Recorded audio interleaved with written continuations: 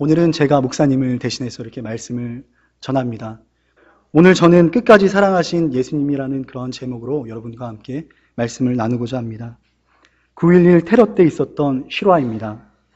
수많은 사람들이 죽었을 때에 경찰관들, 그리고 소방관들, 그리고 시민단체들이 총동원되었습니다. 그들은 한 사람이라도 더 구하려고 흙더미를 열심히 파헤쳤습니다. 죽은 사람들의 모습은 처참했고 구조대원들은 그 사람들을 살리기 위해서 최선을 다했습니다. 그런데 잿더미 속에서 잘라진 손 하나가 나왔습니다. 워낙 많은 시체가 있었기 때문에 손 하나쯤은 별것 아니라고 이렇게 생각하고 지나가려고 했는데 그 손이 무언가를 이렇게 꼭 움켜쥐고 있는 모습을 발견하게 되었습니다. 그래서 그 손의 모습을 본 구조대원은 이런 생각을 했습니다. 죽어가면서 무엇이 그렇게도 소중하기에 그렇게 끝까지 놓지 못하고 움켜쥐고 있었을까?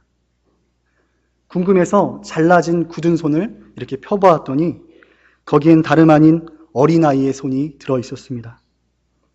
죽어가면서도 엄마가 마지막 순간까지 자식의 손을 놓지 못하고 끝까지 손을 붙잡고 있다가 이렇게 함께 잘려졌던 것입니다. 여러분, 이처럼 자식에 대한 어머니의 사랑은 끝이 없습니다. 이 세상에서 가장 고귀한 사랑이 있다면 그것은 바로 자식을 향해서 모든 것을 희생하시는 어머니의 모성일 것입니다. 저도 이렇게 저희 부모님들이 이렇게 생각을 해보면 어머니가 먼저 항상 떠올라요. 요즘에는 이제 아버지가 전화를 많이 하세요. 많이 하셔서 보고 싶다. 이런 말도, 예전에는 이런 말을 안 하셨거든요. 굉장히 엄격해서 날마다 혼나면서 자랐는데 아버지가 내가 이제 나이가 드니까는 마음이 약해지는 것 같고 내가 너를 보고 싶다. 저는 좀 그게 좀 받아들이기가 힘들었어요. 왜냐하면 아버지 안 그랬으니까. 그럼에도 불구하고 어머니가 더 먼저 이렇게 생각이 나는 것 같습니다. 그렇기 때문에 이 어머니의 사랑은 하나님께서 우리에게 보여준 사랑을 설명할 때에 많이 쓰이는 그런 비유이기도 합니다. 기독교의 가장 큰 특징이 무엇인가를 만약 저에게 묻는다면 저는 그것을 끝없는 하나님의 사랑이라고 말하겠습니다. 요한일서의 저자 세베대의 아들 요한은 하나님은 사랑이시라라고 4장 8절에서 간결하고 확고하게 하나님의 주된 성품을 사랑으로 이렇게 표현하고 있습니다. 그렇습니다. 하나님은 사랑으로 이 우주를, 전 피조물을 창조하셨습니다. 아담과 하와가 하나님의 말씀을 어긴 후에 인간을 포함한 전 피조물들은 사망의 그늘에 놓이게 되었습니다. 그러나 하나님은 당신의 독자 아들 예수 그리스도를 이 땅에 보내셨습니다. 그리고 그 아들의 희생을 통해서 우리를 구원하셨습니다. 이러한 일은 사랑이 없이는 불가능한 것입니다. 여러분, 성령님의 사역은 어떻습니까? 성령님은 예수 그리스도의 영으로서 늘 우리와 함께, 우리 마음속에서 우리와 함께 동행하여 주시는 분이십니다. 우리가 기도조차 할 수 없는 고통의 상황에 놓여 있을 때, 죄 가운데 빠져 있을 때 그분은 우리 안에서 함께 슬퍼하시고 탄식하시고 우리를 위해 기도해 주시는 분이시라고 성경은 증언을 합니다. 이 역시 사랑이 없이는 불가능한 일인 것입니다. 이처럼 우리가 믿는 하나님은 사랑의 하나님이 되신다고 성경은 곳곳에서 우리에게 증언을 합니다. 특별히 하나님은 우리를 사랑하시되 우리를 끝까지 사랑해 주십니다. 저는 오늘 요한복음의 본문을 통해서 예수님께서 어떻게 그의 제자들을 사랑하셨는지, 그리고 그 사랑이 어떠한 것인지를 한번 여러분과 함께 말씀을 통해서 나누고자 합니다. 요한복음의 저자 요한은 예수님을 어떤 분으로 묘사하고 있습니까? 우리가 요한복음 1장 1절 말씀해 보면 태초에 말씀이 계시니라. 이 말씀이 하나님과 함께 계셨으니 이 말씀은 곧 하나님이시라 라고 이렇게 전하고 있습니다. 이 1절에서 말씀이라는 단어는 신학적으로 굉장히 중요한 말씀인데요. 이 1절에서 말하는 이 말씀은 헬라어인 로고스로부터 이렇게 파생되어져 나온 말씀, 그런 단어입니다.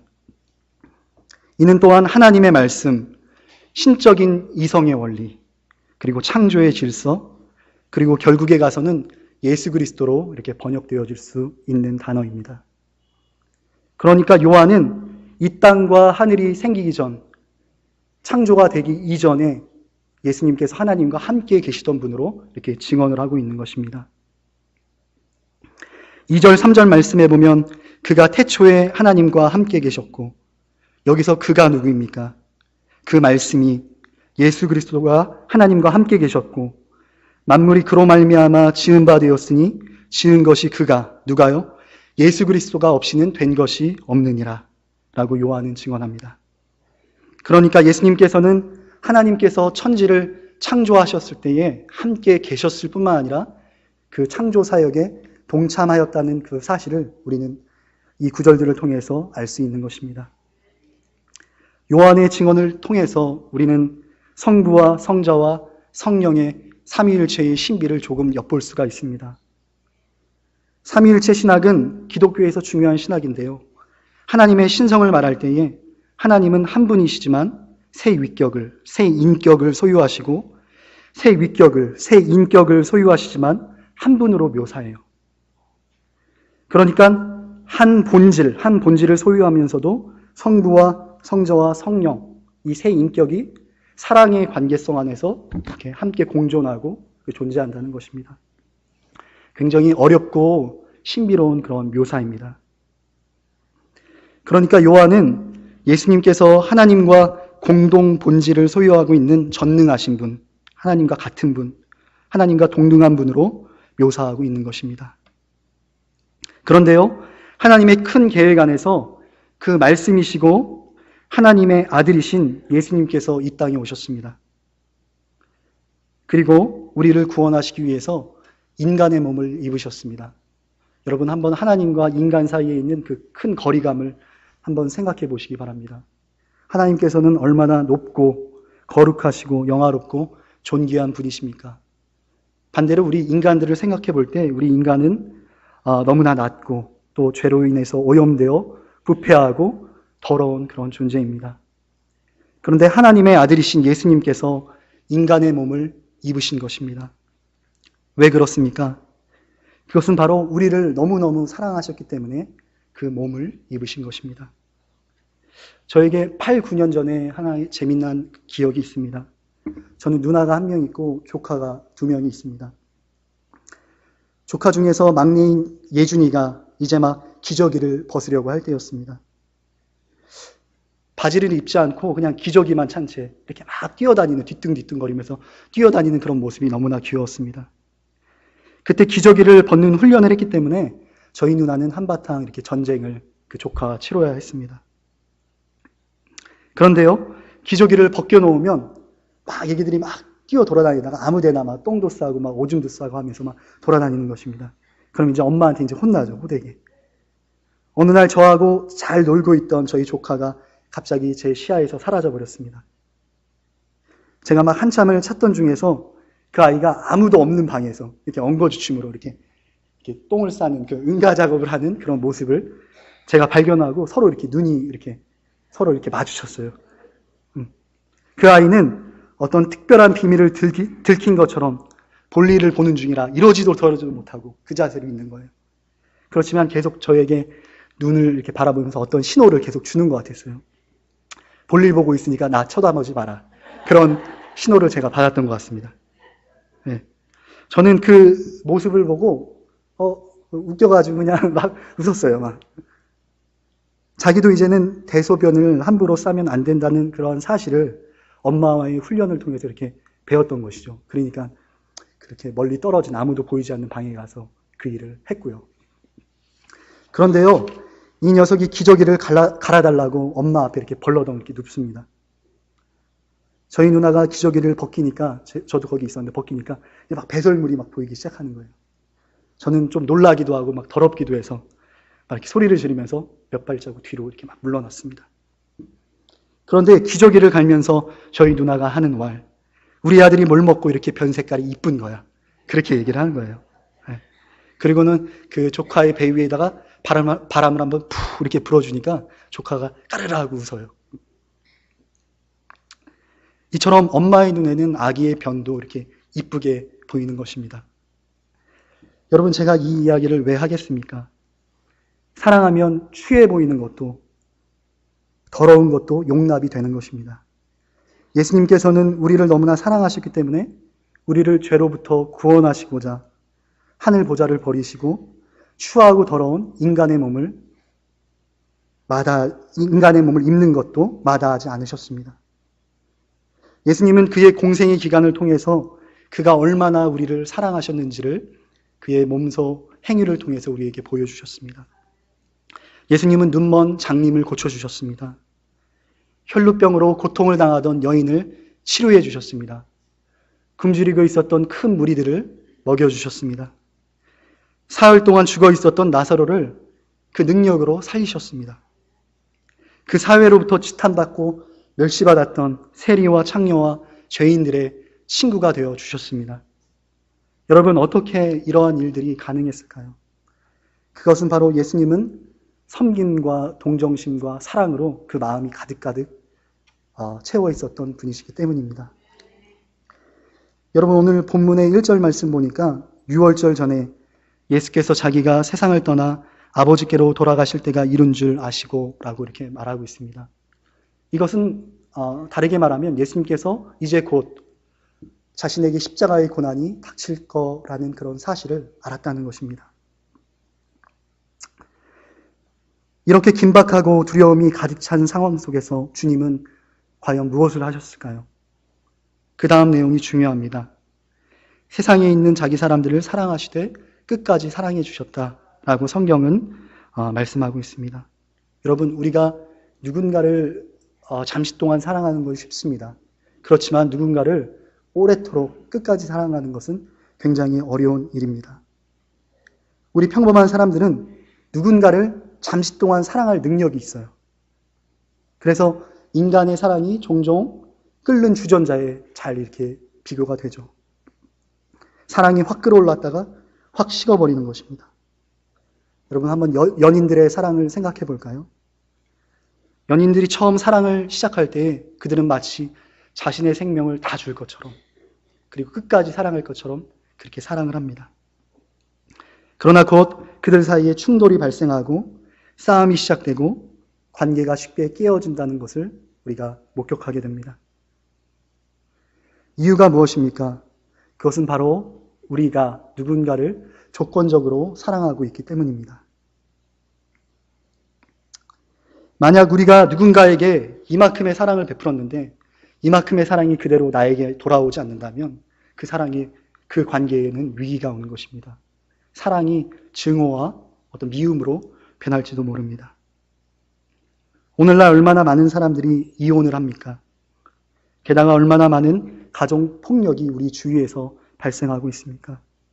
이것은 바로 우리가 누군가를 그릇되게 조건적으로 사랑하고 있기 때문입니다. 누군가를 위한 사랑이라고 우리가 말하고 우리가 생각을 하지만 정작 그러한 사랑은 자기 만족적인 사랑으로 끝날 수밖에 없는 그러한 사랑인 것입니다. 그렇기 때문에 이러한 사랑은 오래 지속될 수가 없어요. 그러나 오늘 말씀은 예수님은 우리를 조건 없이 끝까지 사랑하신 분이라고 이렇게 증언하고 있습니다. 4절과 5절에 보니까 예수님께서 제자들과 저녁 식사 도중에 자리에서 일어나셨습니다. 겉옷을 벗으시고 수건을 허리에 두르시고 제자들의 발을 씻기기 시작하셨습니다. 수건을 허리에 동이고 누군가의 발을 씻기는 그런 행위는 그 당시 관습에 보면 종들이 하는 그런 행위였습니다. 그런데 제자들의 선생이었고 주님이셨던 예수님께서 바로 종의 모습으로 제자들의 발을 씻겼던 겁니다. 여기서 우리가 알 수 있는 것처럼 사랑은 저렇게 계급을 초월합니다. 영광의 주님이 발 씻는 종이 되셨습니다. 여러분, 바로 이러한 모습이 우리가 크리스찬으로서 우리가 가져야 될 모습이라고, 어렵지만은 그래도 가져야 될 모습이라고 생각을 합니다. 2절에 보니까 마귀가 이미 가룟 유다의 마음속에 예수님을 팔려는 생각을 넣었다고 이렇게 말하고 있습니다. 예수님은 전지전능한 분이셨기 때문에 그 사실을 이미 다 알고 계셨습니다. 그리고 성경도 그렇게 증언을 하고 있습니다. 만약 내가 그렇게 믿어왔고 사랑해왔던 사람이 나를 배신하려고 한다는 그 사실을 우리가 미리 알게 된다면 우리는 매우 분노할 것입니다. 그리고 먼저 그 사람을 비판하고 우리는 공격을 할 것입니다. 내가 당하기 전에. 그러나 우리 예수님은 달랐습니다. 그는 가룟 유다를 포함한 모든 제자들의 발을 사랑으로 씻어주셨습니다. 이처럼 예수님께서는 분노와 좌절이 강하게 일어날 수 있는 상황 속에서도 사랑으로 이 모든 것들을 극복하셨습니다. 6절에서 예수님께서 베드로의 발을 씻기 위해서 그에게 다가갔을 때 베드로는 주께서 내 발을 절대로 씻기지 못하리이다 라고 이렇게 말합니다. 예수께서 내가 너를 씻지 않으면 너와 상관이 없다 라고 말씀하시면서 베드로의 발을 씻어주셨습니다. 그러나 베드로는 예수님의 발 씻음의 그 의미를 알지 못했습니다. 이는 곧 예수 그리스도의 대속의 보혈을 통해 인간의 죄가 사함을 받는다는 것을 의미하였습니다. 36절, 7절에서 십자가의 고통을 앞에 둔 예수님께 베드로는 주여 어디로 가시나이까? 라고 묻습니다. 그리고 주님을 위하여 목숨까지 버리겠나이다. 내가 죽는 그 자리까지 주님을 따라가겠나이다. 이렇게 호언장담합니다. 그러나 38절에서 예수님께서 내가 나를 위하여 목숨을 버리겠느냐? 내가 진실로 진실로 내게 이르노니 닭이 울기 전에 내가 나를 3번 부인하리라. 이런 병력과 같은 그런 말씀을 베드로에게 하셨습니다. 이후에 베드로에 대한 세밀한 묘사는 누가복음 22장에서 우리는 볼 수가 있습니다. 누가복음 22장 61절 말씀해 보니까 베드로가 예수님을 3번 부인했을 때 예수님께서 돌이키셔서 베드로를 바라보았다고 이렇게 기록하고 있습니다. 여러분 한번 생각해 보세요. 주님과 시선이 이렇게 마주친 그 베드로의 그 심정이 어땠겠습니까? 죽더라도 끝까지 주님을 따르겠다고 호언장담했던 자신의 모습이 민망하고 부끄러웠을 것입니다. 그리고 오랫동안 동거동락해왔고 자신이 그토록 사랑했던 예수님께 죄송스러웠을 것입니다. 성경은 베드로가 예수님과 시선이 마주치자 닭이 울기 전에 내가 나를 3번 부인하리라 한 그 말이 생각났다고 이렇게 증언을 합니다. 그리고 그가 밖에 나가서 심히 통곡했다고 이렇게 말하고 있습니다. 여러분, 베드로의 모습 속에서 우리의 모습이 보이지는 않습니까? 베드로는 그의 마음으로는 정말로 자신의 선생이요 주님이신 예수님을 뜨겁게 사랑하는데 죽음의 공포 앞에서 인간적인 연약함이 그로 하여금 예수님을 부인하게 만들었다는 사실 때문에 통곡하며 울었을 것입니다. 베드로가 울었다는 것은 아마 베드로가 예수님을 뜨겁게 사랑했다는 아마 증거일 것입니다. 어떠한 우리가 보지 못하는 베드로와 예수님 사이에 어떤 끈끈한 어떤 감정이 있었다는 것입니다. 십자가의 죽음 이후에 그가 사랑했던 예수님의 부재는 아마도 베드로의 마음을 더욱더 공허하고 우울하게 만들었을 것입니다. 그러나 비록 베드로가 예수님을 부인하고 버렸을지라도 예수님은 결코 베드로를 버리지 않으셨습니다.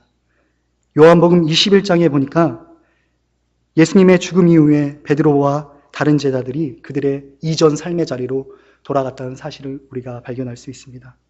그들은 바닷가에서 아무 소득 없이 그물을 던지고 있었습니다. 그들이 존경하고 사랑했던 예수님의 죽음이 그들에게 주는 상실감은 텅 빈 그물과 같이럼 공허하였을 것입니다. 그렇게 그들이 아무 소득 없이 그물질을 하고 있을 때 바닷가에 서 계신 부활하신 주님을 발견하게 되었습니다. 7절에 보니까 베드로가 그것을 알아차리고 벗고 있다가 주라 하는 말을 듣고 겉옷을 입고 겉옷을 두른 후에 바다로 뛰어내리더라 라고 증언을 하고 있습니다. 왜 다른 제자들은 바닷가로 뛰어들지 않았는데 왜 유독 베드로만 뛰어들었을까요? 이를 통해서 우리는 베드로가 예수님을 부인한 후 그의 마음의 짐이 얼마나 컸는지를 우리는 짐작할 수 있습니다. 그리고 인간적인 연약함으로 말미암아 예수님을 부인한 자신의 의도와는 다르게 본래 그가 얼마나 예수님을 사랑했었는지를 우리에게 보여줍니다. 제자들이 떡과 물고기로 조반을 먹은 후 예수님께서 베드로에게 이렇게 묻습니다. 요한의 아들 시몬아, 내가 이 사람들보다 나를 더 사랑하느냐? 이 질문을 거의 똑같이 반복을 2번 더 하세요. 요한의 아들 시몬아, 내가 이 사람들보다 나를 더 사랑하느냐? 가장 어려울 때에 주님을 버렸던 자신에게 다시 기회를 주시는 주님의 물음에 베드로는 아마 주님 앞에서 차마 고개를 들 수 없었을 것입니다. 그리고 예전과 같이 만용으로 죽을지라도 주님을 따르겠다고 당당한 목소리로 고백하지 않았을 것입니다. 자신을 끝까지 사랑해 주신 예수님을 인격적으로 경험한 베드로는 믿음의 확신 가운데서, 그렇지만 아마도 떨리는 목소리로 내가 주님을 사랑하는 줄 주께서 아시나이다 라고 고백을 했을 것입니다. 이제 오늘 말씀을 정리하겠습니다. 여러분, 이 사건 이후에 베드로의 삶이 어떠했습니까? 교회 전승에 따르면 로마 제국의 기독교 박해 아래서 베드로가 순교했다고 전해집니다. 그리고 십자가형에 처해졌다고 이렇게 증언하고 있습니다. 베드로는 예수님과 똑같이 이렇게 십자가에 달리기를 원치 않았어요. 그래서 십자가에 거꾸로 매달려서 이렇게 순교했다고 이렇게 전해지고 있습니다. 도대체 그 무엇이 죽음 앞에서 예수를 부인했던 심약하고 겁 많은 베드로를 용감한 믿음의 사람으로, 믿음의 용사로 만들었습니까? 그것은 바로 끝까지 베드로를 포기하지 않고 사랑했던 예수 그리스도의 사랑이 있었기 때문입니다. 이러한 사랑이 과연 베드로만을 위한 사랑일까요? 아닙니다. 이 사랑은 우리를 위한 사랑이며 주님은 우리를 끝까지 사랑해 주십니다. 우리가 살다 보면 베드로와 같이 잘못할 때도 많이 있어요. 때로는 하나님도 실망시키고 하나님도 부인하고 심지어 부인하고, 우리가 살다 보면 인간이기 때문에 연약함이 다 있기 때문에 그렇게 살 수가 있어요. 그러나 하나님은 결코 우리를 버리시거나 포기하지 않으십니다. 여러분, 바로 예수 그리스도를 통해 우리에게 보여주시는 하나님의 사랑이 바로 우리의 삶의 소망인 것입니다. 바로 이 사랑이 의심과 절망과 공포와 고통 가운데 쓰러져 있는 우리를 다시 일으켜 세울 수 있는 힘인 것입니다. 끝까지 사랑해 주시는 하나님의 사랑이 있다는 사실을 기억하면서 소망 가운데 사시는 저와 여러분이 되시기를 바랍니다. 그리고 우리가 예수 그리스도 통해서 먼저 그 사랑을 받고 하나님의 사랑을 우리가 먼저 체험을 했습니다. 우리가 이 사랑을 우리 성도들 사이에 우리가 이 사랑을 먼저 나누고, 그리고 이 사랑이 더욱더 커져서 우리 주변에 있는 우리 이웃들과 나눌 수 있는 저희 축복의 베델교회가 되시기를 바랍니다. 우리 이 시간 기도하고 우리 마치겠습니다.